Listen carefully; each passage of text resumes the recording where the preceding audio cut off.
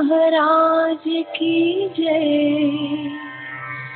सद्गुरु श्री साईनाथुनि शरद बाबूजी की जय।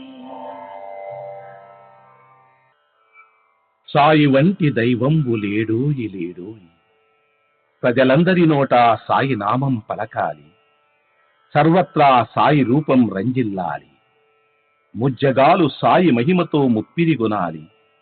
సాయి పదరవళులు మన హృదయ కుహరంలోని నిశ్శబ్ద నిశీధిలో ప్రతిధ్వనించాలి. ప్రణవనాద వీచికల్లా సాయి జ్ఞాన సౌరభాలు సర్వత్రా వ్యాపించాలి. ఆ సుజ్ఞాన సౌరభాల ఆస్వాదనలో మన మనసులు మత్తెక్కాలి. సాయి ప్రేమామృత ధారలు అంతటా నిరంతరం వర్షించాలి. ఆ ప్రేమామృత ధారలలో తడుస్తూ, ఆ జ్ఞాన సౌరభాల మత్తులో ఆనందంగా నర్తిస్తూ సాయి వంటి దైవంబు లేడోయి లేడోయి అని అందరూ ఏకకంఠంతో గానం చేయాలి. అదే నా ఆశ, ఆశయం, ఆకాంక్ష. అదొక మధుర స్వప్నం. ఆ స్వప్న సాఫల్యం కోసం శ్రీ సాయినాథుని అనన్య ప్రేమతో, ఆర్ద్రతతో ప్రార్థించటమే మనం చేయగలిగింది, చేయవలసింది. శ్రీ బాబూజీ.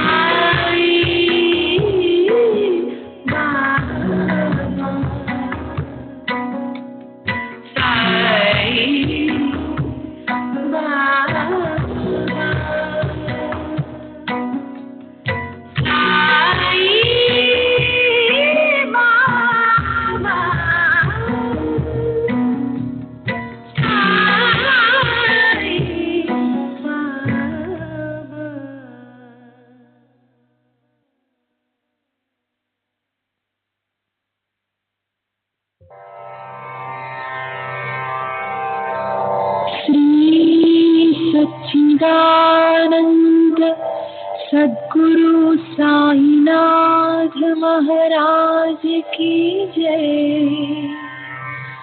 सद्गुरु श्री साईनाथ शरद बाबू जी की जय।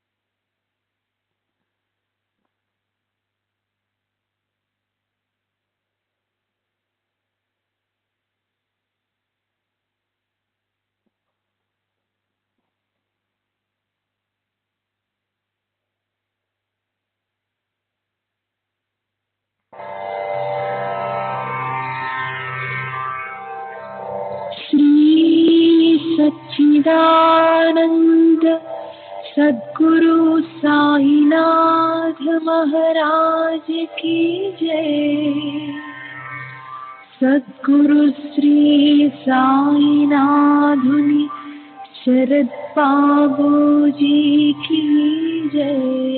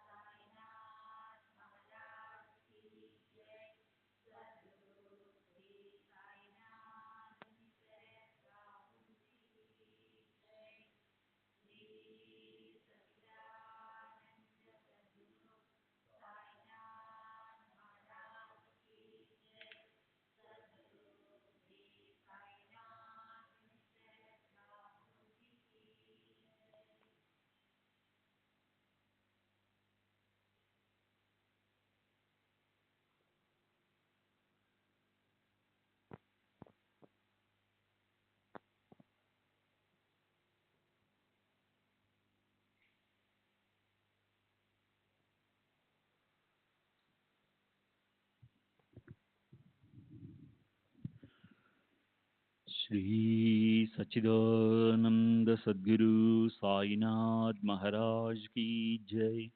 सद्गुरु श्री साईनाथ शरद बाबू जी की जय।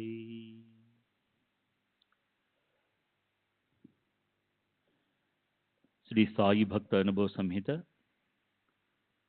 బాపురావు చందోర్కర్ నిన్నటి తర్వాయి.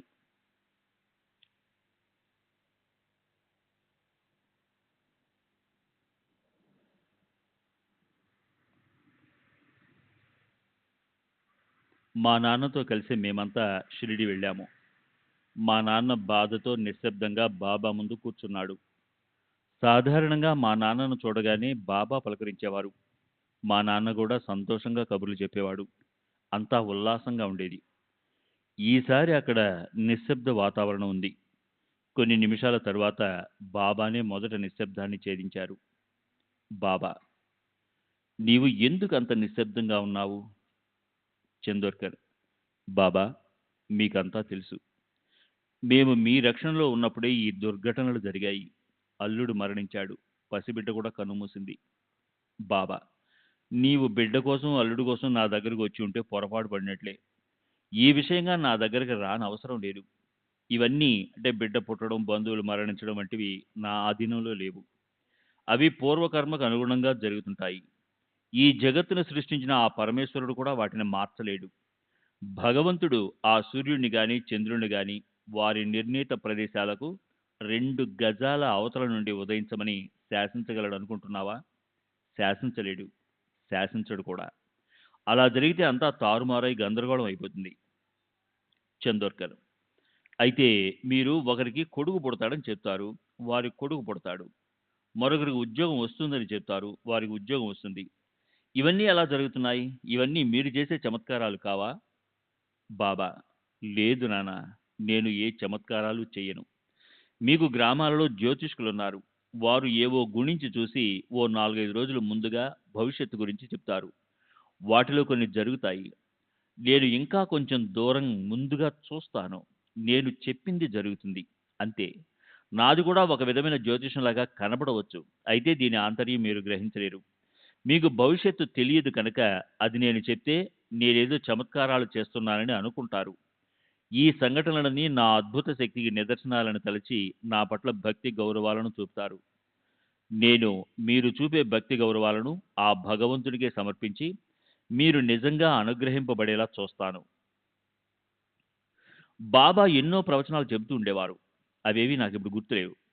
1913-14లో మా నాన్న అనారోగ్య కారణంగా చాలా కాలం సెలవు పెట్టారు. ఈ సెలవులు వారు షిరిడీలోనే గడిపారు. మా అమ్మ కూడా నాన్నతో పాటు ఉంది. ఒకసారి వాళ్ళిద్దరూ బాబా ముందు కూర్చునున్నారు. నేను బాబాను పూజిస్తున్నాను. అప్పుడు బాబా: నేనిప్పుడు వెళ్ళిపోతున్నాను. నేను బాబు బిడ్డగా జన్మిస్తాను. అప్పుడు నానా తల లేదా చెయ్యి ఇలా వణుకుతూ ఉంటుంది. మీ అతా జాయిన్ బాపుచే పోటీ జన్మగేయిన్ క్యావేళి నానాచి మాన్ ఘట్ అషి అషి హలత్ అసేల్ అని చెప్పి ముసలివాళ్ల తల ఎలా వణుకుతూ ఉంటుందో అలా తమ చేతిని ఊపి చూపించారు. ఇది విని మా నాన్న నాకు కొడుకు పుట్టే వరకు తాను జీవించి ఉంటానని తలచాడు. కానీ దురదృష్టవశాత్తు మా నాన్న 1921లోనే మరణించాడు. వారు తీవ్ర అనారోగ్యంతో ఉన్నప్పుడు బాబా అంతకుముందు చెప్పిన విషయం గుర్తొచ్చి మా నాన్న కోలుకుంటారని అనుకున్నాను. ఎందుకంటే నాకు అప్పటికింకా వివాహం కాలేదు, కొడుకు పుట్టలేదు. కానీ విధి నిర్ణయం మరోలా ఉంది. మా నాన్న మరణించారు. నాకు 1922లో వివాహమైంది.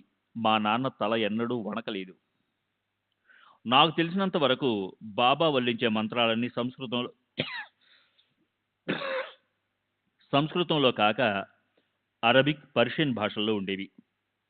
బాబా కొండాజీతో కలిసి ఫత్యా చదివేవారు.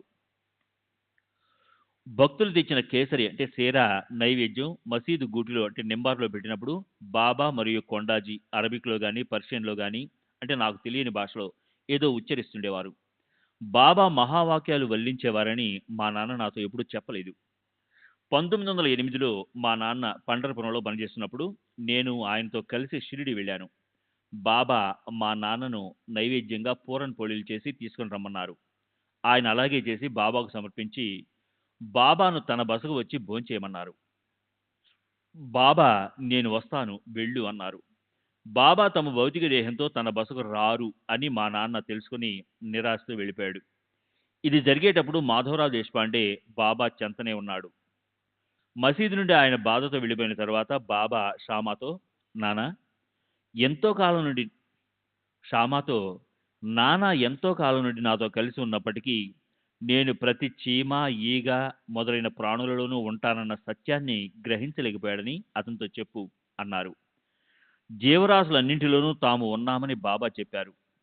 ఇదే నేను బాబా నుండి ప్రత్యక్షంగా గాని పరోక్షంగా గాని విన్న గొప్ప సత్యం. బాబా ఎప్పుడూ అద్వైతాన్ని గురించి కానీ వేదాంతానికి సంబంధించి సుదీర్ఘ ధర్మోపన్యాసాలు కానీ చేసినట్లు నాకు గుర్తులేదు. వారు సాధారణమైన విషయాల గురించి మాట్లాడేవారు. ఉదాహరణకు దానం చేయండి, మంచి పనులు చేయండి, సత్యాన్నే పలకండి మొదలైనవి. నేను చిన్నవాడిగా ఉన్నప్పుడు నీ తల్లిదండ్రుల మాటలు విను, మీ అమ్మకు పనులలో సహాయం చేస్తూ ఉండు, ఎప్పుడూ నిజం మాత్రమే చెప్పు అని చెప్పేవారు. అంతేగాని వారెప్పుడు నాతో మంత్రాల గురించి భగవంతుని గురించి మాట్లాడలేదు. బాబానే నా రక్షకులని నా అచంచల విశ్వాసం. నా జీవితమంతా వారి రక్షణలోనే గడుస్తుంది. నేను ఉదాహరణలు ఇవ్వలేకపోయినా నా అవసరాలు తీరుస్తూ శ్రేయస్సు చేకూరుస్తూ తమ మార్గదర్శకత్వంతో నన్ను ముందుకు నడిపిస్తూ నన్ను సదా కాపాడుతున్నారన్నది నా అనుభవం. శ్రీ సచ్చిదానంద సద్గురు సాయినాథ్ మహారాజ్ కీ జై. సద్గురు శ్రీ సాయినాథ్ శరద్ బాబూజీ కీ జై.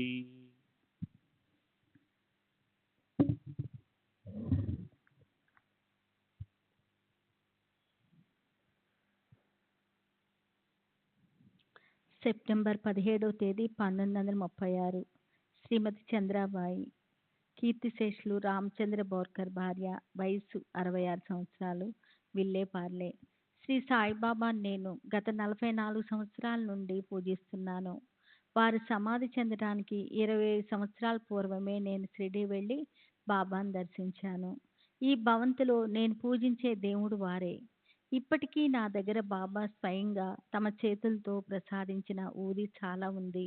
అప్పుడు వారు నాకు ప్రతిదినము స్వయంగా కొంత ఊది ఇచ్చేవారు. దానినంతా సేకరించి దాచి ఉంచాను. ఎందుకంటే వారి చేతుల నుండి వచ్చిన ఊది అమూల్యమైనది, అది శక్తివంతమైనది కాబట్టి. నా దగ్గర బాబా పవిత్ర దంతంతో కూడిన తాయెత్తు కూడా ఉంది. ఆ పవిత్ర దంతాన్ని వారి జ్ఞప్తిగా నాకు ప్రసాదించారు. బాబాపై నాకు అపారమైన భక్తి విశ్వాసాలు ఉండేవి. దానికి తగినట్లు వారు కూడా నన్ను అంతగా అనుగ్రహించారు. నేను 1898 ప్రాంతంలో బాబాను దర్శించినప్పుడు సాటేవాడ లేదు. మసీదు కూడా ఇప్పుడు తీరుగా లేదు. మసీదు మరమ్మతులు చేసి తిరిగి నిర్మించిన తర్వాత సాటేవాడ నిర్మించబడింది. ఆ రోజుల్లో బాబా ఇప్పుడు సాటేవాడలో ఉన్న వేప చెట్టు క్రింద కూర్చుని ఉండేవారు. బాబా నీటితో దీపాలు వెలిగించే లీలను నేను చూశాను. వారు మొదట రేకు డబ్బాలో నిల్వ ఉన్న కొద్ది నూనెలో నీరు పోసి త్రాగారు. తర్వాత ప్రమిదలు నీటితో నింపి వెలిగించారు. బాబా కొయ్య పలకను సన్నని గుడ్డ పీలికలతో మసీదు కప్పుకు వేలాడదీసి దానిపై నిద్రించడం కూడా చూశాను. ఆ కొయ్య పలక 4 మూలలా వెలుగుతున్న దీపాలుండేవి. అప్పుడు గొప్పవారెవరు బాబాను దర్శించేందుకు వచ్చేవారు కాదు. నేను షిరిడీ ఎప్పుడు వెళ్ళినా గ్రామస్తుల ఇళ్లలోనే ఉండేదాన్ని. బాబా నాపై చూపిన కరుణ అపారము. ఈ విషయం చెప్పేటప్పుడు ఆమెకు బాబాపైనున్న కృతజ్ఞతాభావము అతిశయించగా కన్నీరు కార్చింది.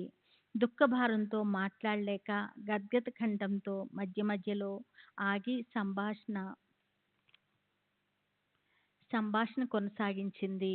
నా భర్త శ్రీ బోర్కర్ ఎప్పుడూ సాయిబాబాను దర్శించేందుకు వెళ్ళలేదు. అయినప్పటికీ బాబా వారిని దయతో కాపాడుతూ వచ్చారు.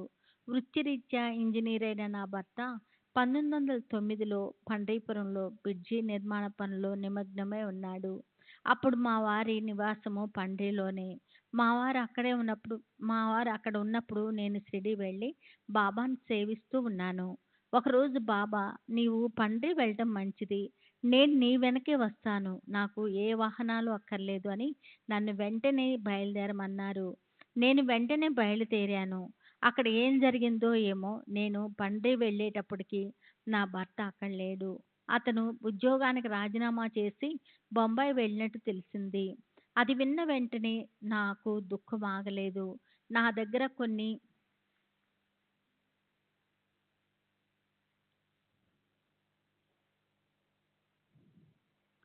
దగ్గర కొన్ని రూపాయలు మాత్రమే ఉన్నాయి.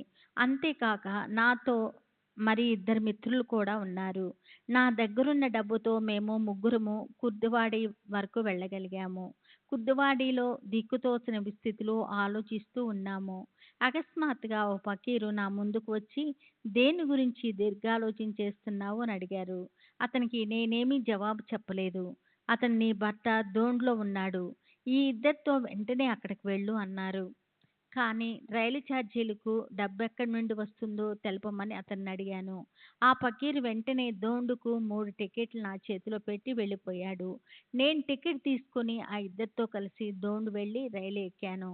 ఆ సమయంలో నా భర్త దోండు స్టేషన్లో ఒక బల్లపై కూర్చొని టీ త్రాగుతూ కునికిపాట్లు పడుతున్నాడు. అప్పుడు ఒక ఫకీరు వచ్చి, ఎందుకు నా తల్లిని అలా నిర్లక్ష్యం చేస్తున్నావు? ఆమె ఇంకాసేపటికి వచ్చే రైల్లో పలానా బోగి నుండి దిగబోతుందని బోగి నెంబరు కూడా చెప్పాడు. నా భర్త ఉలిక్కిపడి, ఎవరి ఫకీరు, ఎందుకు ఇలా చివాట్లు పెడుతున్నాడు అనుకుంటూ పైకి చూశాడు. కానీ ఫకీరు అంతర్ధానమయ్యాడు. అంతలో రైలు వచ్చింది.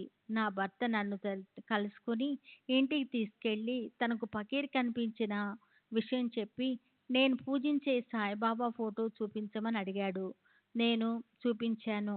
దాన్ని చూసిన తర్వాత తనకు ప్లాట్ఫారంపై కనిపించిన ఫకీరు సాయిబాబా అనే రూఢీ చేసుకున్నాడు. నా గురుబంధువైన ఉపాసనీ మహారాజు షిరిడీ విడిచి ఖరగ్పూర్ వెళ్ళటానికి ముందు గురు పూర్ణిమ రోజున పూజా ద్రవ్యాలు, నైవేద్యం తీసుకొని వెళ్ళి వారిని పూజించమని బాబా నన్ను ఆదేశించారు. అలాగే నేను మహారా మహారాజు దగ్గరికి వెళ్ళి అది బాబా ఆదేశంగా చెప్పి వారిని పూజించాను. మహారాజు నన్ను నిరోధించకుండా పూజను స్వీకరించారు. ఆ ఒక్కసారి తప్ప తిరిగి వారెప్పుడు వారినెప్పుడూ పూజించలేదు. నేను ఉపాసిని మహారాజును ఒక గురుబంధువుగా పరిగణించాను. కానీ చాలామంది షిరిడీ వాసుల వలె వారిని ద్వేషించలేదు. బాబా ఎవరినీ ద్వేషించవద్దని, ఈర్ష్య, అసూయ, విరోధము, పోటీ మొదలైన భావాలకు చోటివ్వద్దని, ఎవరైనా నిన్ను ద్వేషించి విరోధిస్తే మౌనంగా నామాన్ని ఆశ్రయించి వాళ్ళకి దూరంగా ఉండమని తరచూ చెప్తుండేవారు. ఉపాసిని మహారాజ్‌పై నాకున్న అభిప్రాయాన్ని ఇతరులకే కాక మహారాజ్ కూడా సరిగ్గా అర్థం చేసుకోలేదు. 2 సంవత్సరాల క్రితం ఉపాసిని పంచకన్య సంస్థాన స్థాపనలో మార్పులు తెచ్చే సందర్భంలో ఏర్పాటు చూడటానికి నేను సాకోరి వెళ్ళాను. అప్పుడు కూడా మహారాజ్ నాకు వారితో విరోధమున్నట్లు అపార్థం చేసుకొని విడిగా మాట్లాడేందుకు అవకాశం ఇవ్వలేదు. నేను తిరిగి వచ్చేశాను. 1918లో బాబా మహాసమాధి చెందటానికి ముందు, తర్వాత కూడా వారు నాపైన, నా వాళ్ళపైన చూపిన దయ, కరుణ అంతులేనివి. తాము దేహత్యాగం చేసిన తర్వాత నా శ్రేయస్సు గురించి బాబా ముందే యోచించారు. 1918 దసరాకు 3 నెలల ముందు వారు నాతో బాయి, బాబా నన్నెప్పుడు బాయి అని పిలిచేవారు. ఇక మీదట నన్ను చూడ్డానికి నువ్విక్కడికి రానవసరం లేదు. నీవెక్కడున్నా నేను నీతోనే ఉంటాను అన్నారు. ఈ మాటలు చెప్తున్నప్పుడు ఆమె కళ్ళు చెమర్చాయి. బాబా ఎంతో దయతో పలికిన ఆ మాటలు నిత్య సత్యాలు. తర్వాత నేను వెళ్ళిపోయాను. దసరాకు కొన్ని రోజుల ముందు నేను పంచాగ్నిలో ఉన్నప్పుడు బాబా తరచూ నా గురించే ఆలోచిస్తున్నారని, వారు ఎక్కువ రోజులు జీవించేటట్లు లేరని హరి సీతారాం దీక్షిత్ నాకు కబురు పంపాడు. నేను వెంటనే బయలుదేరి బాబా తుది శ్వాస విడిచే సమయానికి షిరిడీ చేరాను. అంతిమ సమయంలో నేను వారి నోట్లో నీరు పోశాను. భాగ్య కూడా అలాగే చేశాడు. బాబా భాగ్యపై కొరిగి అంతిమ శ్వాస విడిచారు. ఆ తర్వాత 1919లో ఒకసారి, 1933లో మరోసారి షిరిడీ వెళ్ళాను. బాబా తాము ఇచ్చిన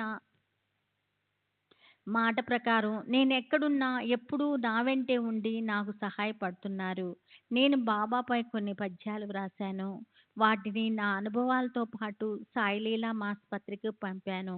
1918కి నాకు 48 సంవత్సరాలు నిండాయి. నేనప్పటి వరకు గర్భం దాల్చలేదు. నాకొక బిడ్డ ఉంటే బావుండేది కదా అని అనుకుంటూ ఉండేదాన్ని. కానీ నా చుట్టూ ఉన్నవాళ్ళు, డాక్టర్లు నాకా వయసులో బిడ్డలు పుట్టడం అసంభవమని అన్నారు. నేను బాబాను 1918లో దర్శించినప్పుడు నా కోరిక తెలిసి ఇలా అడిగారు. బాబా, బాయి, నీ హృదయంలోని కోరికేమిటి? నేను, బాబా నీకన్నీ తెలుసు. ప్రత్యేకంగా నేను చెప్పవలసిందేముంది? ఆ తర్వాత 3 సంవత్సరాలకు ఆ నెలసరి ఆగిపోయింది. డాక్టర్ పురందరే నన్ను పరీక్షించి నా కడుపులో ఉన్నది గడ్డ అని, దానిని ఆపరేషన్ ద్వారా తొలగించాలని తేల్చి చెప్పారు. నేను సమ్మతించక 10 నెలలు ఆగిన తర్వాత కానీ ఏ నిర్ణయం తీసుకోనని చెప్పాను. అంతవరకు గర్భధారణ జరగకుండా 51వ సంవత్సరంలో గర్భం రావటం అసంభవమని డాక్టర్లు నచ్చజెప్ప చూశారు. కానీ బాబా అసంభవాన్ని సంభవం చేశారు. బాబా మహాసమాధి చెందిన 3 సంవత్సరాల 2 రోజులు అంటే 1921లో ధనత్రయోదశి నాడు నాకు కుమారుడు జన్మించాడు. ఇక ప్రసవము చెంబూరులో జరిగింది. ప్రసవం సమయమప్పుడు డాక్టర్లు కానీ, నర్సు కానీ ఎవరూ లేరు. నేను ఎలాంటి మందులు కూడా వాడలేదు. ప్రసవమయ్యే రోజు కూడా మామూలుగానే పనులన్నీ చేసుకున్నాను. ఆ రోజు రాత్రి ఎవరి సహాయం లేకుండా సుఖంగా ప్రసవించాను. బిడ్డ గర్భంలో ఉన్న 9 నెలలు మాత్రం కాళ్ళు వాయటం మొదలైన ఎన్నో సమస్యలు ఎదురయ్యాయి. నేనప్పుడు కొన్ని నెలల పాటు పెద్దగా ఆహారం తీసుకునేదాన్ని కాదు. తరచూ ఊదీని నీళ్ళల్లో కలుపుకొని త్రాగేదాన్ని.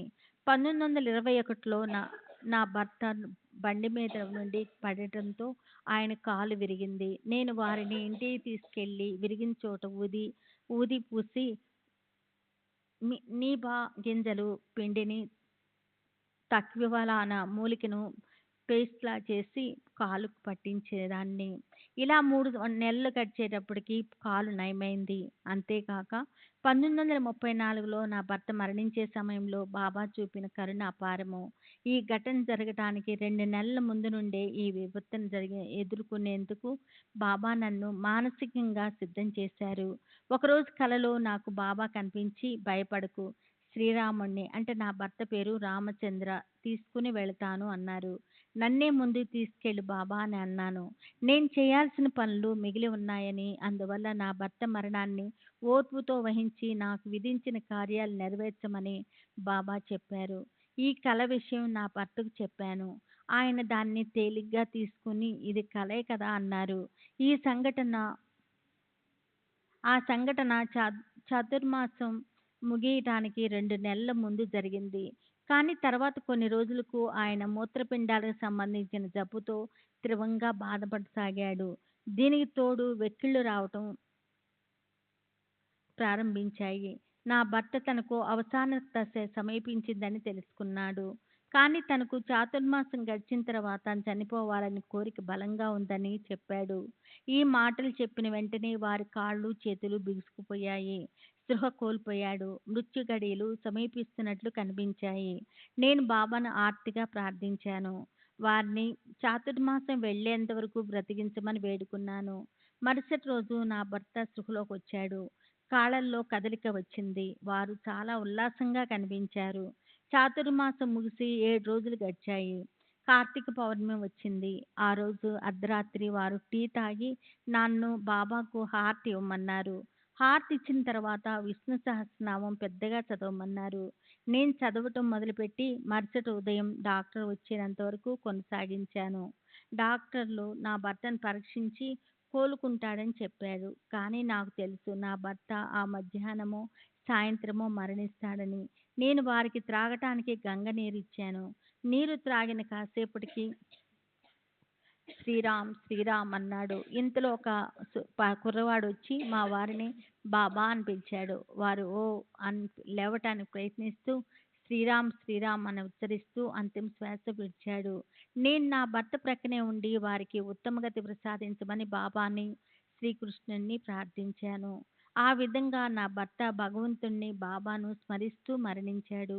నా భర్త జీవితానికి మంచి మలుపు ఇవ్వటంలో బాబా అనుగ్రహము ప్రస్ఫుటంగా కనిపించింది. మా వారు మరణించిన తర్వాత నా కుమారుని పోషణ, ఈ భవంతిని నిలబెట్టుకోవాల్సిన బాధ్యత నాపై పడ్డాయి. కొందరు బంధువులు నాకు ఎడతెగని చిక్కులు తెచ్చి కోర్టులో వ్యాజ్యమేస్తానని బెదిరించారు. నేను ఎంతో కష్టపడి 14,000 రూపాయలు సేకరించి వానికి ఇచ్చి ఈ ఇంటిని వారి బారి నుండి కాపాడుకోవాల్సి వచ్చింది. తర్వాత కొందరు శత్రువులు మంత్రించిన నిమ్మకాయలతో క్షుద్రశక్తులను ఆవహింపజేసి మా ఇంటిలోనికి విసిరారు. మాకు హాని చేయాలని, మా ఇంటిని ఎవరూ అద్దెకు తీసుకోకూడదని వారు అలా చేశారు. సాయిబాబా నా కల్లో కనిపించి ఈ విషయం గురించి చెప్పారు. నేను వెంటనే మా మనిషిని గోవాకు పంపించి అక్కడున్న మా కులదైవాన్ని ప్రార్థించి ఆ దేవి అనుగ్రహంతో ఆ క్షుద్ర ప్రయోగాన్ని, మంత్రాలను తిప్పికొట్టేటట్టు చేశాను. శ్రీ సచ్చిదానంద సద్గురు సాయినాథ్ మహారాజ్ की जय. सद्गुरु श्री साईनाथ निसरद बाबू जी की जय.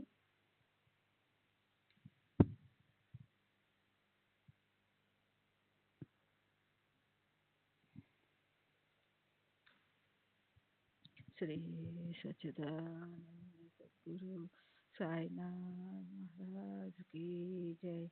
सद्गुरु श्री साईनाथ शरद बाबू जी की जय. సెప్టెంబర్ 25వ తేదీ 1936 శ్రీ వినాయక్ అప్పాజీ వైద్య గుమస్తా, బొంబాయి నౌకాశ్రయ అకౌంట్స్ ఆఫీస్. వయసు 45 సంవత్సరాలు. కాయస్థ ప్రభు, పరశురాం భవనాలు, నర్సోవా రోడ్డు, ఆంధేరి. నేను దాసగన్ కీర్తనలు విని 1912 ఈస్టర్ సెలవుల్లో బాబాను దర్శించడానికి షిరిడీ వెళ్ళాను. తరువాత వారి మహాసమాధి అనంతరం 1923 నుండి షిరిడీకి వెళ్తున్నాను. ప్రతి సంవత్సరం ముఖ్యంగా రామనవమి ఉత్సవాలకు తప్పక షిరిడీ వెళ్తూ ఉంటాను. 1933లో నేను షిరిడీలో 20 రోజులు గడిపాను. బాబా ప్రసాదించిన స్వప్న దర్శనాలు, ఉదీ మహిమ మొదలైన అనుభవాలను శ్రీ సాయి లీలా మాసిక్ పత్రికకు రాసి పంపాను. 1927లో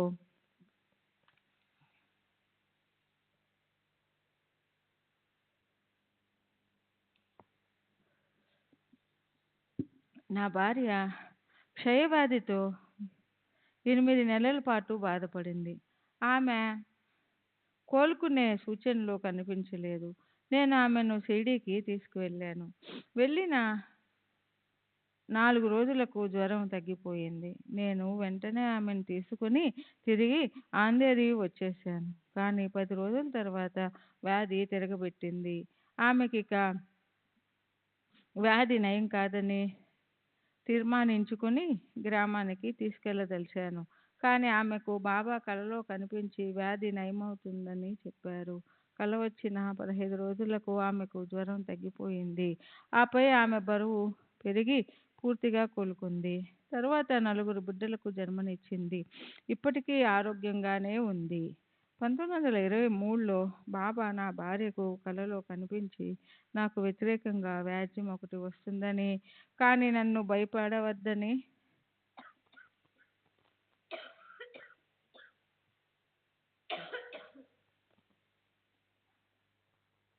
భయపడవద్దని చెప్పమని అన్నారు. వారు చెప్పినట్లుగా తరువాత కొంతకాలానికి నాపై వ్యాజ్యం ఒకటి నడిచింది. కానీ బాబా కృప వలన నాకు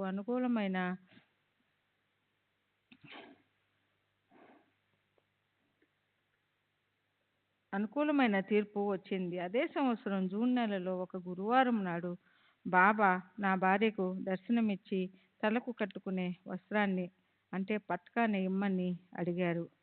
కానీ ఇంటిలో అలాంటిది ఏమీ లేనందున ఆమె కొంత బియ్యము, పప్పు ఇచ్చింది. బాబా వాటిని తీసుకుని అంతరార్థమయ్యారు. అంతకు మునుపు నా భార్య బాబాను చూసి ఉండలేదు. కానీ ఆమె దగ్గరికి వచ్చిన వ్యక్తిని వర్ణించిన మీదట వారు తప్పక బాబానే అయి ఉంటారని నేను అనుకున్నాను. బాబా ఎప్పుడు నాతోనే ఉండి నన్ను కాపాడుతూ ఉన్నారని నా గట్టి నమ్మకం. ఎందుకంటే నాకు ఎన్ని కష్టాలు వచ్చినా వారి సహాయంతో బయటపడేవాడిని. 1933లో బాబా నా కలలో కనిపించారు. నేను వారికి ఒక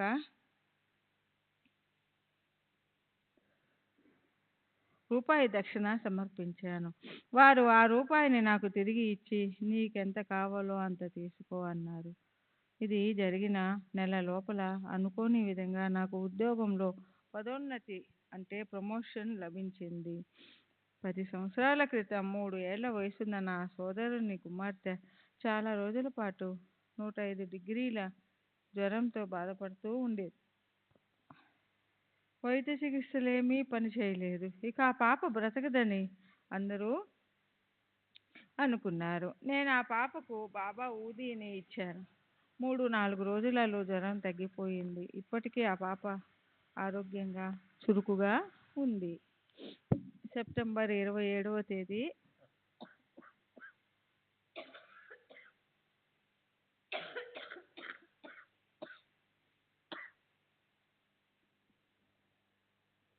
సెప్టెంబర్ 27వ తేదీ 1936 శ్రీ బివి దేవ్ రిటైర్డ్ మమల్తాదారు స్టేషన్ రోడ్ థానా.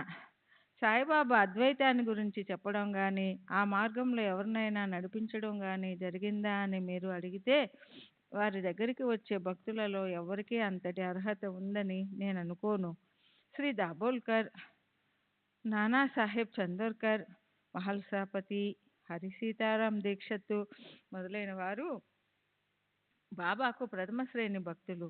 వీరందరూ ఎవరికి వారు సమర్థులు, సచ్చీలురు. మహల్సాపతి సాధు స్వభావుడు.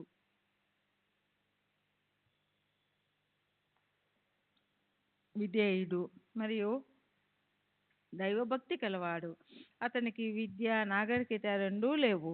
కటిక దారిద్ర్యంలోనూ అతను పవిత్రంగా జీవనం గడిపేవాడు. బాబా అతనిని అలాగే ఉంచారు. దీక్షిత్తు బాబాకు విధేయత చూపుతూ వారిపై అచంచల విశ్వాసం కలిగి ఉండేవాడు. ఆధ్యాత్మిక విషయాలలో అతను ప్రారంభ దశలో ఉన్నాడు. అతని ఆధ్యాత్మిక ప్రగతి కోసం ఏకనాథ భాగవతాన్ని పారాయణం చేయమని బాబా ఆదేశించారు. నానాసాహెబ్ చందర్కర్కు సంస్కృతం తెలుసు. అతను భగవద్గీతను అధ్యయనం చేస్తూ ఉండేవాడు. నేను 1911లో పదవీ విరమణ చేసి బాబా వద్దకు వెళ్ళాను. దీక్షిత్తు ఆదేశానుసారము బాబాకు పాదపూజ చేయబోయాను. కానీ బాబా వారించారు. నీవు పూజించిన అవసరం లేదు, దక్షిణ ఇచ్చావు, అది చాలు అన్నారు. నేను బాలకరామును ప్రశ్నించడం, బాబా కోపడడం, నన్ను జ్ఞానేశ్వరి పారాయణ చేయమని ఆదేశించడం మొదలైన విషయాలన్నీ శ్రీ దాబోల్కర్ రచించిన శ్రీ సాయి సచ్చరిత్రలో ప్రస్తావించబడి ఉన్నాయి. బాబా ఒకసారి దక్షిణ రూపంలో ఒకటి తర్వాత ఒకటిగా 4 బంగారు నాణ్యాలను నా వద్ద నుండి తీసుకున్నారు. తర్వాత నేను తీసుకున్నది ఒకటే అన్నారు. బాబా నేను 4 ఇచ్చాను. బాబా నేను కాదనలేదు. నీవు 4 ఇచ్చినా నాకు అందింది ఒకటే. నాకు అర్థం కాలేదు. బాబా నీకు అర్థమవుతుందిలే. తర్వాత నేను ఒక రోజు రైల్లో ప్రయాణిస్తున్నప్పుడు ఒక యువ ఫకీరు నా బోగిలోనికి వచ్చి నన్ను భిక్ష అడిగాడు. నేను అతనికి 1 పైసా ఇచ్చాను. అతను తనకు 4 కావాలని చెప్పాడు. నేను అతనికి 4 అణాల నాణ్యం ఇచ్చాను. అతను తనకు ఒకటే ఇచ్చినట్లు చెప్పి వెళ్ళిపోయాడు. మరొకసారి నాకు ఒక వృద్ధ సన్యాసి తటస్థపడి తనకేదైనా ఇవ్వమన్నాడు. నేను అతడికి 1 నాణ్యం ఇచ్చాను. కానీ అతను 4 కావాలన్నాడు. ఇలా బాబా వివిధ రూపాలలో వచ్చి నాకు వారి మాటల్లోనే అంతరార్థం బోధించడానికి ప్రయత్నిస్తూ ఉన్నట్లు అవగతమయ్యింది. నేను వారికి మనసు, బుద్ధి, చిత్తము, అహంకారము అను 4 ఇచ్చినా వారు తీసుకునేది ఒకటే. అది ఆత్మ లేక జీవుడు అన్న విషయం క్రమంగా అర్థమయ్యింది. నేను ఒక హఠయోగి వద్ద ఆసనాలు నేర్చుకోవడానికి ప్రయత్నించాను. కానీ బాబా నా కలలో కనిపించి వారించారు. నేను మానేయడానికి ఒప్పుకున్నాను. తర్వాత వారు సుఖాసనంలో ఎలా కూర్చోవాలో నేర్పారు. చాందోర్కర్ వేదాంతాన్ని బాగా చదివినవాడు. అతను భగవద్గీతను వ్యాఖ్యాసహితంగా పఠించి ఉన్నందున దానిలో తనకున్న పాండిత్యానికి ఎంతో గర్వపడేవాడు. బాబాకు వీటన్నిటి గురించి కానీ సంస్కృతమును గురించి కానీ ఏమీ తెలియదనే భ్రమలో ఉండేవాడు. ఒకరోజు బాబా ఒక చిన్న సంఘటన ద్వారా అతనిలోని అహంకారాన్ని అణిచివేశారు. ఆ రోజుల్లో బాబా వద్ద జనసందోహం అంతగా ఉండేది కాదు. నానా వంటి సన్నిహిత భక్తులకు మసీదులో బాబాను ఏకాంతంగా కలుసుకొని మాట్లాడే అవకాశం ఉండేది. ఒకరోజు నానా బాబా చెంత కూర్చొని ఉన్నాడు. బాబా, నానా ఏమిటి నీలో నీవే ఏదో కొనుక్కుంటున్నావు? నానా, నేను ఒక సంస్కృత శ్లోకాన్ని వల్లిస్తున్నాను. బాబా, ఏ శ్లోకాన్ని? నానా, భగవద్గీతలోనిది. బాబా, పెద్దగా చెప్పు. అప్పుడు నానా భగవద్గీత 4వ అధ్యాయంలో 34వ శ్లోకాన్ని ఇలా వల్లించాడు. నానా, తద్వినీతి ప్రణిపాతేన పరిప్రశ్నేన సేవయా ఉపదేక్షాంతి తే జ్ఞానం జ్ఞానిన సత్వదర్శన. బాబా, నానా నీకది అర్థమయ్యిందా? నానా, అయ్యింది. బాబా, నీకు అర్థమైతే నాకు చెప్పు.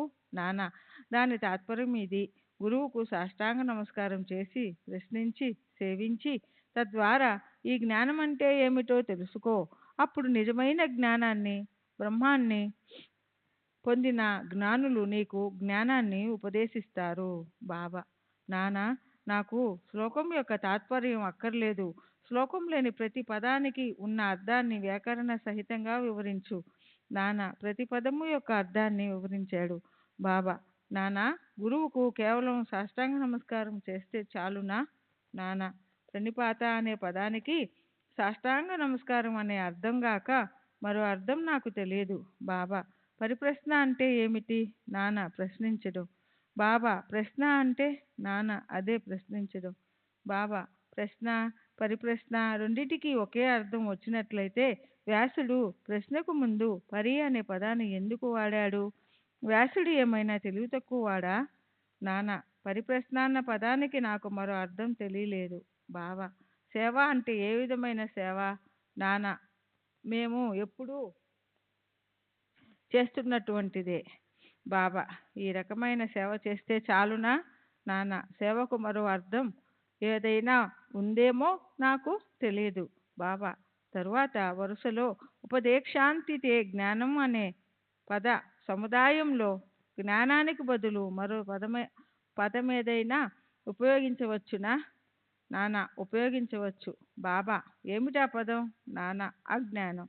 బాబా, జ్ఞానానికి బదులు అజ్ఞానం అనే పదం ఉపయోగిస్తే ఈ శ్లోకంలో వేరే అర్థం ఏదైనా వస్తుందా?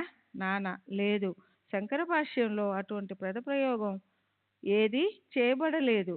బాబా, అతను చేయకపోయినా పర్వాలేదు. జ్ఞానానికి బదులు అజ్ఞానం అనే పదాన్ని ఉపయోగిస్తే మరింత మేలైన అర్థం వచ్చేటట్లయితే ఆ పదం వాడేందుకు అభ్యంతరం ఏమైనా ఉంటుందా?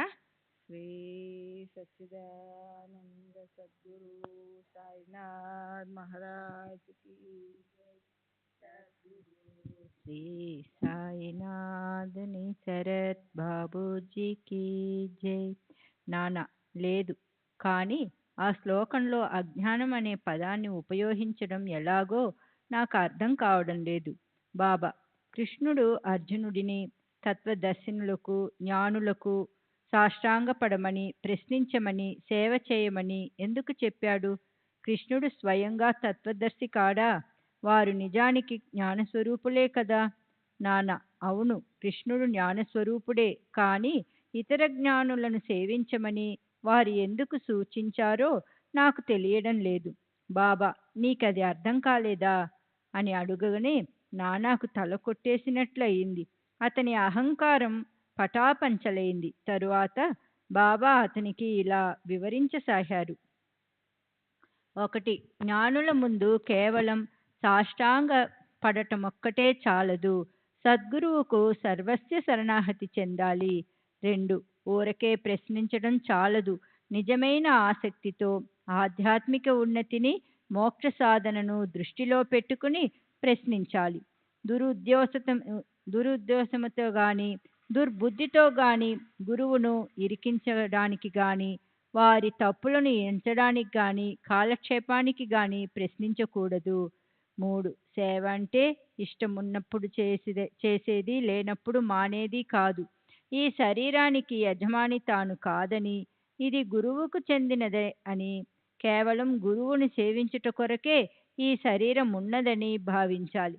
ఈ విధంగా చేస్తే శ్లోకంలో చెప్పినట్లు సద్గురువు జ్ఞానాన్ని బోధిస్తారు అని బాబా చెప్పారు. కానీ గురువు అజ్ఞానాన్ని బోధించడం అంటే ఏమిటో నానాకు అర్థం కాలేదు. బాబా, జ్ఞానాన్ని ఉపదేశించడం ఎలా?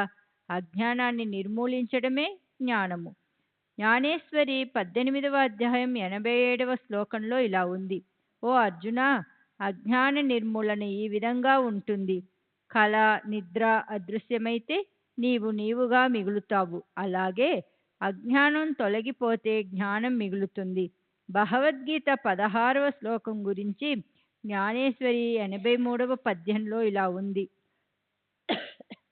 అజ్ఞానాన్ని నశింపచేయడమే జ్ఞానమని కాక జ్ఞానానికి ప్రత్యేక నిర్వచనం ఏదైనా ఉందా?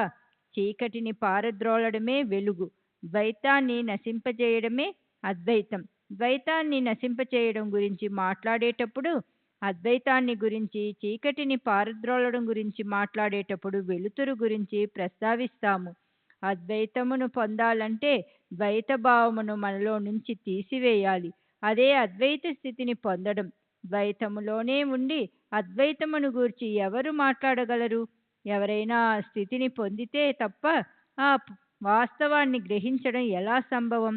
శిష్యుడు కూడా మూర్తీభవించిన జ్ఞానమే సద్గురువు శిష్యుని మధ్య ఉన్న భేదము, వారి మనోవైఖరి, సత్యాన్ని గ్రహించుట, అద్భుతమైన మానవాతీత శక్తి, సాటిలేని సామర్థ్యము, దివ్యశక్తి సంపన్నత.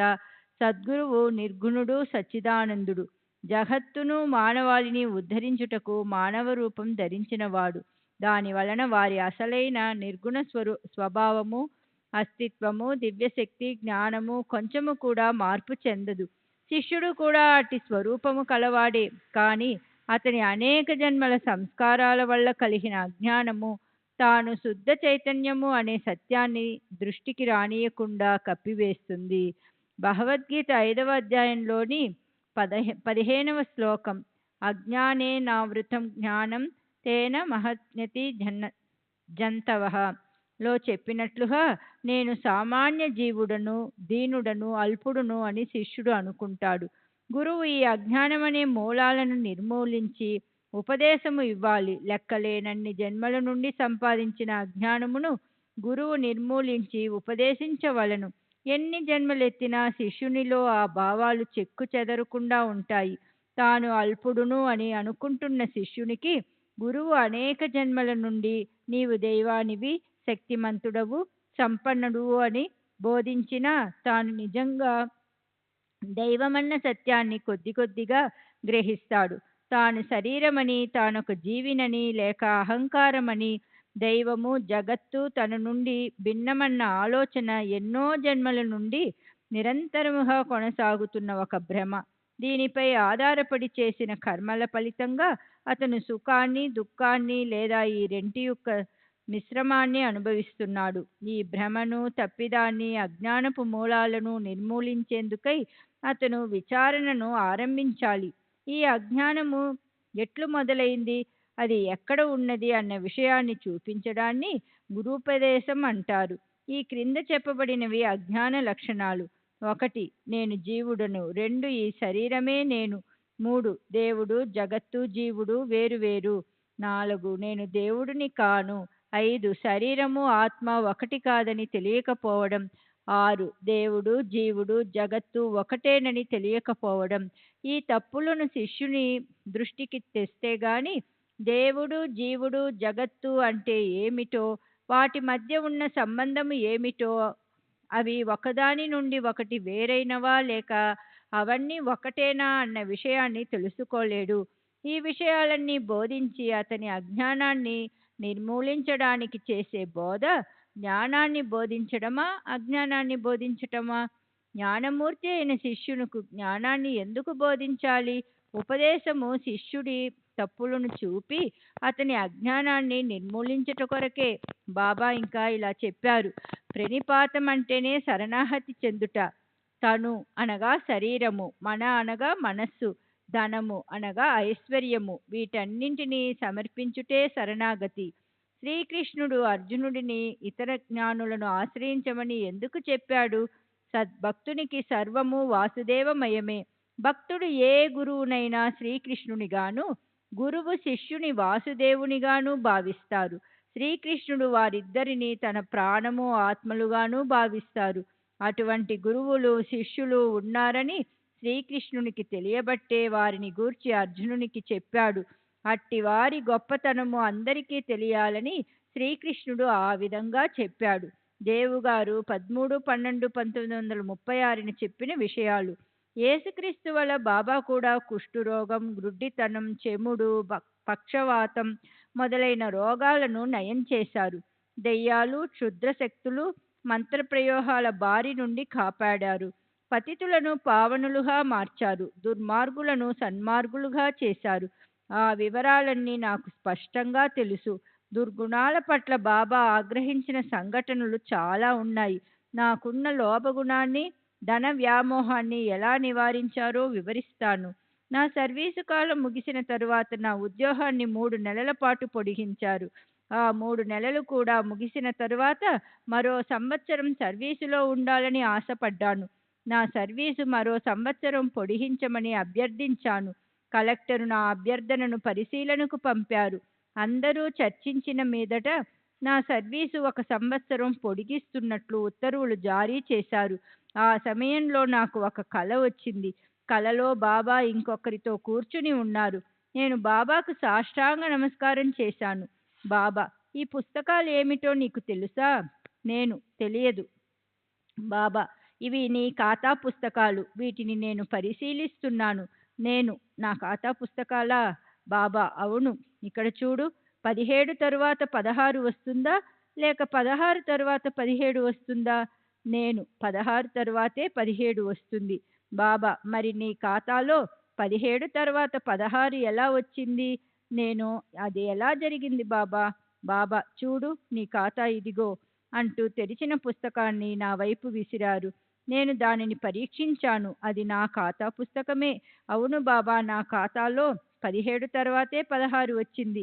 ఇది ఎలా జరిగింది అని అడిగాను. తరువాత నేను ఆ కళ యొక్క అంతరార్థాన్ని గురించి ఆలోచించాను. అది నాకు బోధపడింది.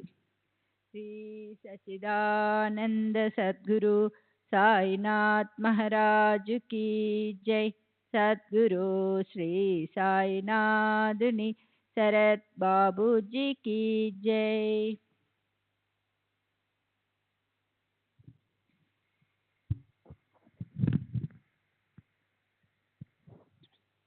శ్రీ సచిదానంద సద్గురు సాయినాథ్ మహారాజ్ కీ జై. సద్గురు శ్రీ సాయినాథుని శరత్ బాబూజీ కీ జై. సెప్టెంబర్ 18వ తేదీ 1936. శ్రీ శ్యామారావు జైకర్, చిత్రకారుడు. వయస్సు 70 సంవత్సరములు. విల్లేపార్లే.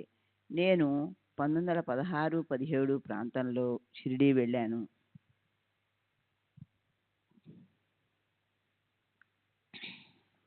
అక్కడ నేను కొందరితో కలిసి నివసించేవాడిని. వాళ్ళు షిరిడీ విడిచి వెళ్ళిపోయిన తరువాత కూడా నేను అక్కడే ఉన్నాను. నేను ఇతరులతో కలిసి ఉన్నప్పుడు నాకు డబ్బు బాగా వస్తుండేది. అప్పుడు బాబా నన్ను దక్షిణ అడిగేవారు. నేను సమర్పించేవాడిని. ఆ వ్యక్తులు వెళ్ళిపోయిన తరువాత నా దగ్గర డబ్బులుండేవి కావు. అప్పుడు బాబా నన్ను దక్షిణ అడిగేవారు కాదు. నేను చెప్పకపోయినా వారికి నా పరిస్థితి తెలుసు. నా 16వ ఏట ఒక బ్రహ్మచారి నాకు శివమంత్రాన్ని ఉపదేశించాడు. ఆ తరువాత ఒక సన్యాసి దీనికి తోడుగా శక్తి మంత్రాన్ని ఉపదేశించాడు. నేను బాబా వద్దకు వెళ్ళేటప్పటికీ ఈ మంత్రోపదేశాలన్నీ జరిగి ఉన్నాయి. బాబా ప్రతి ఒక్కరిని వారి వారి గురువులను పూజించుకోమని, వారి గురువు ఉపదేశించిన మంత్రాలనే జపిస్తూ ఉండమని చెప్పేవారు.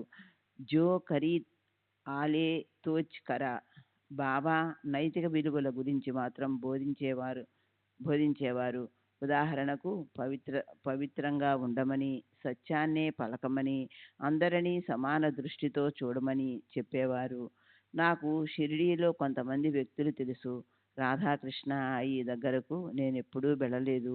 వెళ్ళవలసిన అవసరం నాకు రాలేదు. నానావళి నాకు తెలుసు. అతడొక ప్రమాదకరమైన వ్యక్తి. బాబా అతనితో సహవాసం చేయవద్దని నాతో చెప్పారు. మొదట నేను డాక్టర్ పిళ్ళే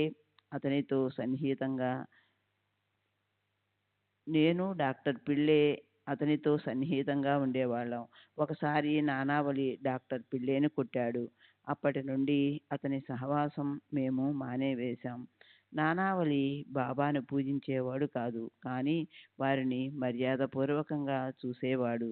దుశ్చేష్టలు మానమని నానావళిని బాబా హెచ్చరించేవారు.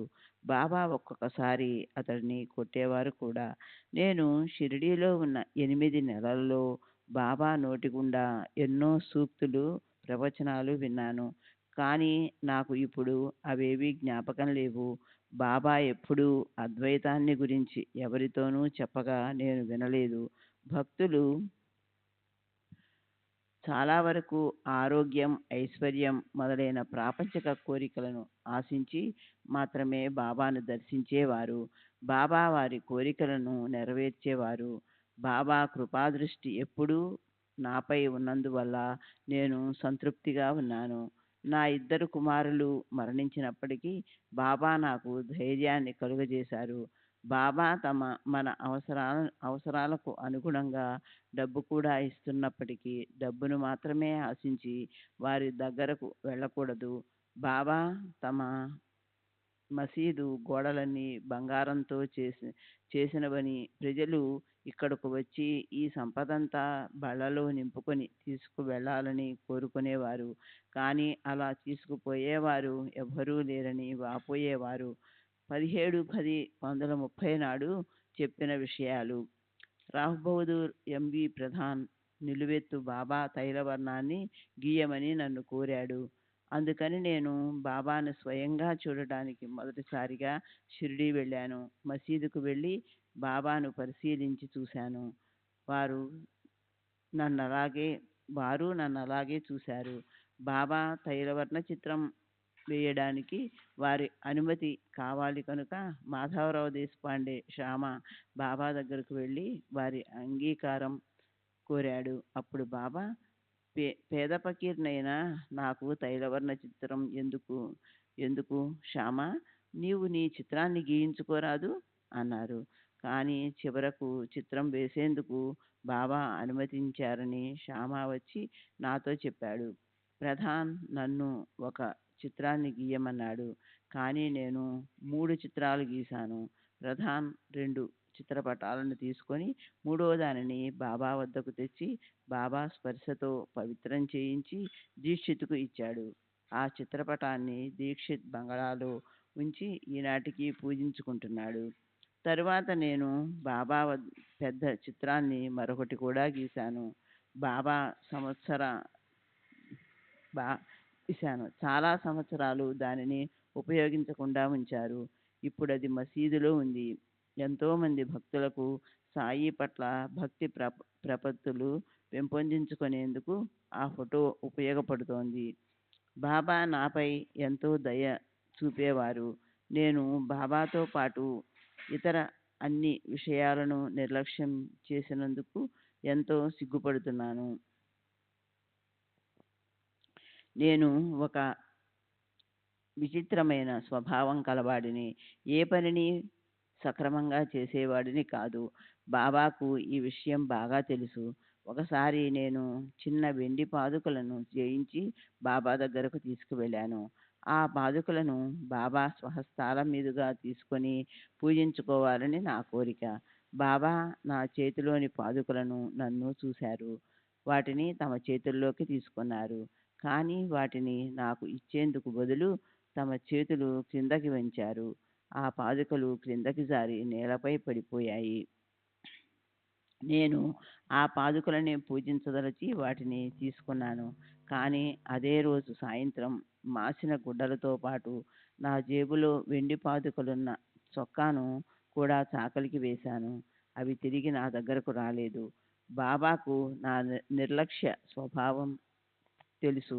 నేనెలాగూ వాటిని చేజార్చుకుంటానని ముందే తెలుసు కనుక వాటిని పూజించుకునేందుకు నా చేతికి ఇవ్వకుండా వారే చేజార్చి చూపించారు.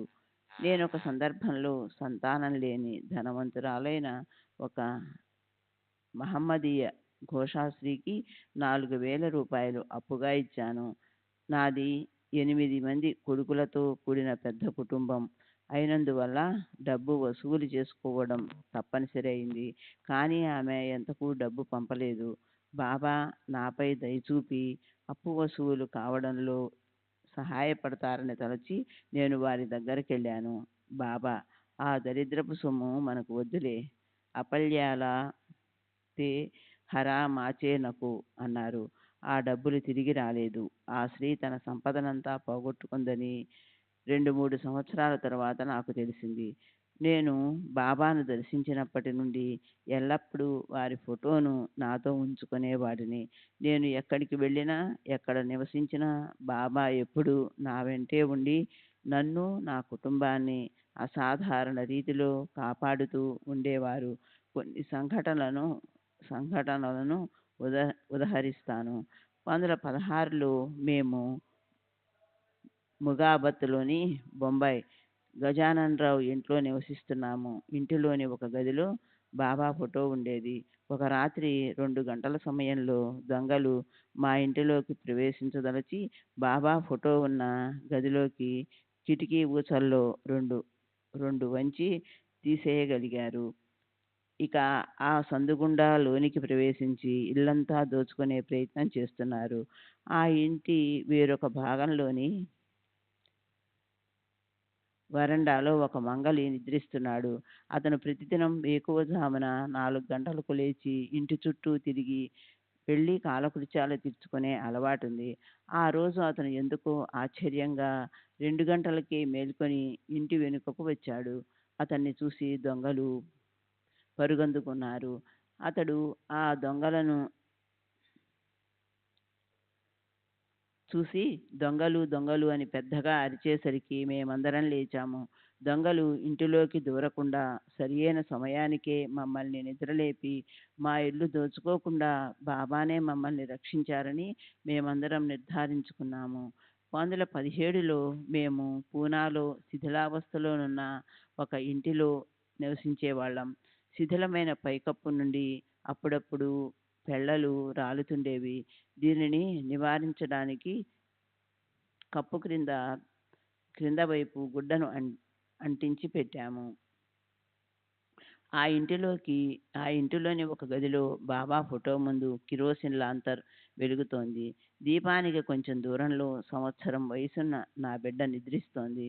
అర్ధరాత్రి సమయంలో డబ్ అనే పెద్ద శబ్దం వచ్చి మాకు మెలకువ వచ్చింది. ఏం జరిగిందోనని వెళ్ళి చూస్తే శిథిలమైన గోడల తాలూకు ఇటుకరాళ్ళు గోడపై పడి గుడ్డతో పాటు క్రింద పడి ఉన్నాయి. నిజానికి ఆ కప్పు క్రిందంతా గుడ్డ ఉండి రాళ్లతో పాటు పడినందున బాబా ఫోటో మీద కాకపోయినా బిడ్డ మీద కానీ లాంతర్ మీద కానీ పడి ఉండాలి. కానీ బాబా సంకల్పం మరోలా ఉంది. ఆ గుడ్డ చిత్రంగా బిడ్డకు దీపానికి అడుగు దూరంలో పడింది. బిడ్డపై పడి ఉంటే బిడ్డ నలిగిపోయి ఉండేది. దీపంపై పడిన మంట అంటుకొని అగ్ని ప్రమాదానికి దారి తీసేది. ఈ విధంగా బాబా మమ్మల్ని కాపాడారు. 1917లో మేము షిరిడీ వెళ్ళి అక్కడ 10 నెలలు నివసించాము. అప్పుడు మేము బాలాభావ్ శారదాబాయి ఇంట్లో ఉన్నాము. మేమున్న చిన్న వాటాలో ఒక మూల కలుగులో ఒక పాము ఉండటంతో మాకు భయంగా ఉండేది. ఓ రాత్రి ఆ కలుగులో నుండి పాము బయటికి రావడం నా కుమారుడు మరికొందరు చూసి దాన్ని చంపేశారు. 1923లో 10 సంవత్సరాల వయసున్న నా కుమారుడు సురేంద్రకు టైఫాయిడ్ జ్వరం వచ్చింది. అతను అనారోగ్యంతో ఉండగా ఒకరోజు అకస్మాత్తుగా కడుపులోని వాయువు నడుము నుండి ఛాతీ భాగమునకు గుండె వైపుకు ఎగదన్ని తీవ్ర ఒత్తిడిని కలుగజేసింది. పిల్లవాడు ఎగసిపడుతూ కాపాడండి కాపాడండి అని అరుస్తున్నాడు. టైఫాయిడ్ వల్ల అతను బాగా నీరసించిపోవడంతో నేను వాడిని ముట్టుకోవడానికి గట్టిగా మర్దన చేయడానికి భయమేసి వాడికి ఎలాంటి సహాయము చేయలేక బాబా అని ఆర్తిగా అరిచాను. వెంటనే వాయువు ఒత్తిడి తగ్గిపోయింది. ఆధ్యాత్మిక బోధ విషయంలో నేరుగా సలహాల రూపంలోనూ దక్షిణల విషయంలో సంజ్ఞల రూపంలోనూ బాబా సహాయం నాకు అందేది. ఒకసారి బాబా నాతో నీవెంత నాటుతావో అంతే ఫలితాన్ని పొందుతావు. జైసే కరేల్ తైసా భోగేల్ అని చెప్పారు. మరో సందర్భంలో మనం గురువుని సేవించాలి, గురువు సేవా కరావి అన్నారు.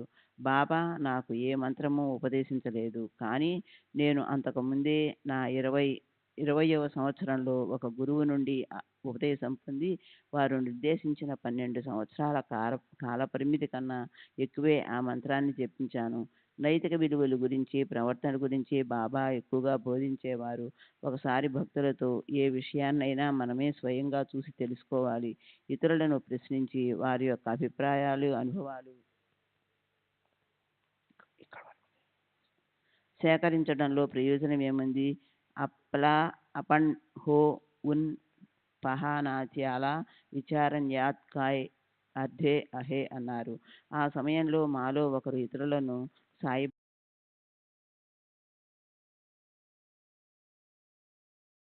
దర్శించి వారితో బంధం ఏర్పరచుకొని స్వయంగా తనంతట తానే నిర్ధారించుకునే అవకాశం ఉన్నప్పుడు ఇతరుల భావాలను అనుభవాలను తెలుసుకోవడాన్ని బాబా నిరసించేవారు. శ్రీ సచ్చిదానంద సద్గురు సాయినాథ్ మహారాజ్ కీ జై. సద్గురు శ్రీ సాయినాథుని శరత్ బాబూజీ కీ జై.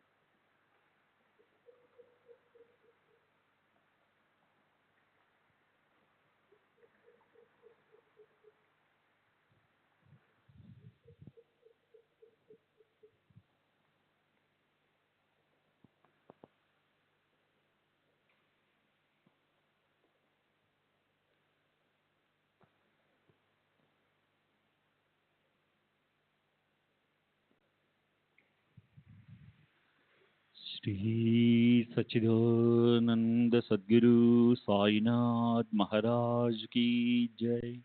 सद्गुरु श्री साईनाथ शरद बाबूजी की जय. साई रहम नजर करना, बच्चों का पालन करना. साई रहम नजर करना, बच्चों का पालन करना. जाना तुमने जगत पसार, सब ही झूठ जमाना. जाना तुमने जगत पसार, सब ही झूठ जमाना. साई रहम नजर करना, बच्चों का पालन करना. साई रहम नजर करना, बच्चों का पालन करना. मैं अंधा हूँ बंदा आपका, मुझसे पथ दिखलाना.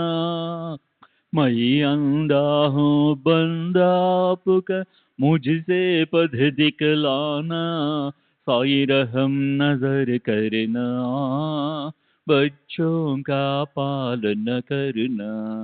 साई रहम नजर करना, बच्चों का पालन करना. दासगणों कहे अब क्या बोलूं, थक गई मेरी रसना. दासगणों कहे अब क्या बोलूं, थक गई मेरी रसना. साई रहम नजर करना, बच्चों का पालन करना. साई रहम नजर करना, बच्चों का पालन करना. रहमो नजर करो अब मोरे साई, तुम बिना नहीं मुझे माँ बाप भाई. रहमो नजर करो मैं अंधा हूँ बंदा तुम्हारा. मैं अंधा हूँ बंदा तुम्हारा. मैं ना जानू, मैं ना जानू, मैं ना जानू. अल्लाह इलाही. रहमो नजर करो, रहमो नजर करो अब मोरे साई, तुम बिना नहीं मुझे माँ बाप वाई, रहमो नजर करो काली जमाना मैंने गमाया, काली जमाना मैंने गमाया। साथी आखिर का, साथी आखिर का, साथी आखिर का, तुम बिन कोई, रहमो नजर करो, रहमो नजर करो अब मोरे साई, तुम बिना नहीं मुझे माँ बाप बाई, रहमो नजर करो अपने मस्जिद का झाड़ू गणो है, अपने मस्जिद का झाड़ू गणो है, मालिक हमारे, मालिक हमारे, मालिक हमारे, तुम बाबा साई, रहमो नजर करो, रहमो नजर करो अब मोरे साई, तुम बिना नहीं मुझे माँ बाप बाई, रहमो नजर करो। श्री सच्चिदानंद सद्गुरु साईनाथ महाराज की जय। सद्गुरु श्री साईनाथ निशरद बाबू जी की जय।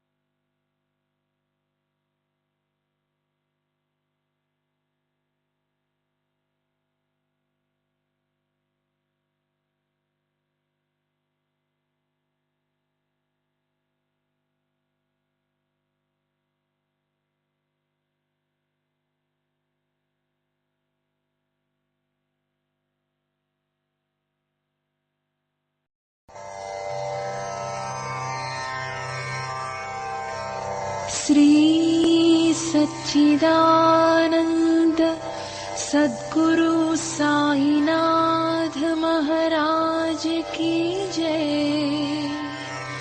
सद्गुरु श्री साईनाथुनि शरद बाबू जी की जय।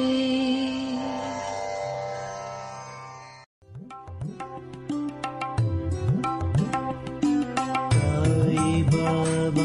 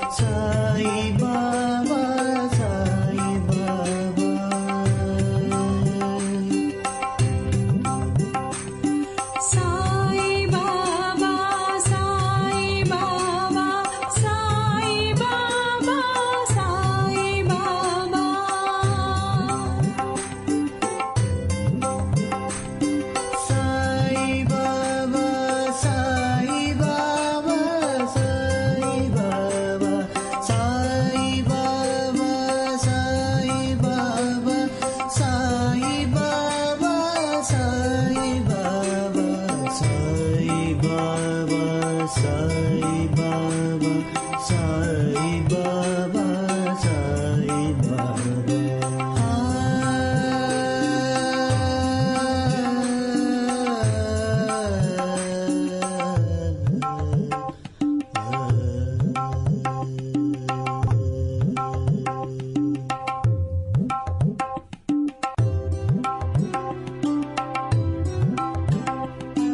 Sai Baba Sai